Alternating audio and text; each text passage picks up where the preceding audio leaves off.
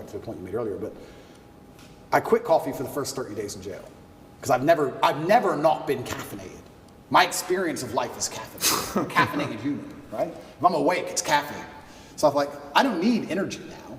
I'm in jail. So I quit caffeine and all coffee for 30 days to see if there's any tangible benefits, and I can confirm to the world that there are none. Zero. I did not sleep any better. I did not go to sleep any easier. I did not dream anymore. Nothing, absolutely nothing good happened except I was tired all day. It was garbage.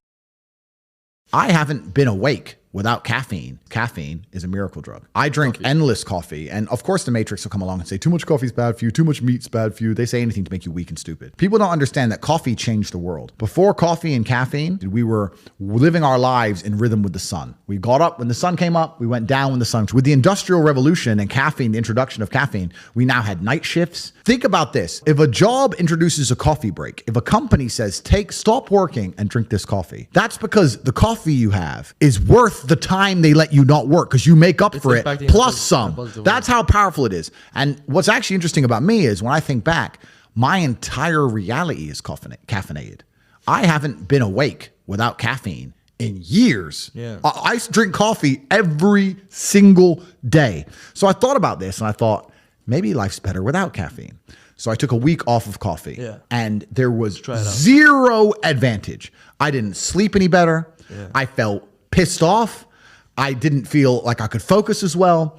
I was more tired, but I couldn't sleep any better. It was weird. I was just like, this isn't me. Now, obviously, I'm still a hyper-competitive individual. I still went to the gym. I still did my work. I'm still the top G.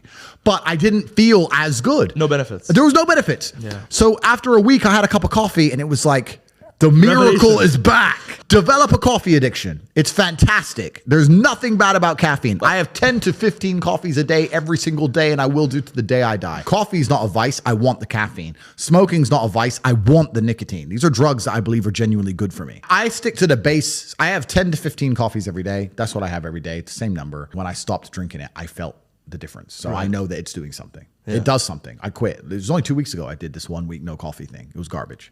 And I did it because I thought, you see these idiots online. They're like, take cold showers, don't drink coffee, read books. I knew they're full of shit because none of them have anything. They're all brokies. And if I were to ever meet any of these people in person, these self-help gurus, I could grab them by their necks and I could wring them to death. I know that they're not men, right? I could destroy all of them. So I'm not interested in really talking to any of them, but I thought about the coffee thing and I thought, well, my entire reality is caffeinated. Let me try life without it. And it was terrible. Yeah.